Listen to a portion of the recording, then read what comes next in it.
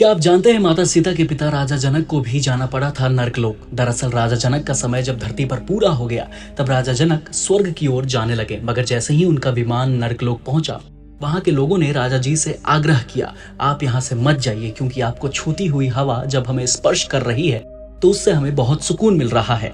ऐसे में पुण्य आत्मा राजा जनक भावुक हो गए और उन्होंने यमदेव से कहा कि वो अपने सारे पुण्य इन्हें देकर इन लोगों को इस नर्क से मुक्त कराना चाहते हैं। यमदेव के मना करने के बावजूद राजा जनक नहीं माने और अपने तमाम पुण्य देकर नर्क भोग रहे लोगों को मुक्त करवा दिया।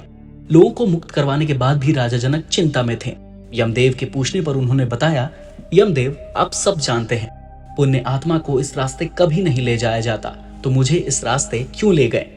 इस पर यमदेव ने कहा, राजन आपने भी एक गलती की है जिस वजह से आपको यहाँ आके दर्द सहना पड़ा। यमदेव ने आगे बताया कि एक बार आपने एक चढ़ती हुई गाय को रोक दिया था, अर्थात आपने उस गाय को भोजन करने से रोक दिया था। इस वजह से आपको नर्क का दरवाजा देखना पड़ा, मगर अब आप उस पाप से मुक्त हो चुके हैं और आपने जो यहाँ नर्क के पापियों को मुक्ति दिलाई उससे आपके पुण्य और बढ़ गए हैं। चलिए अब आपका स्वर्गलोक में इंतजार हो रहा है।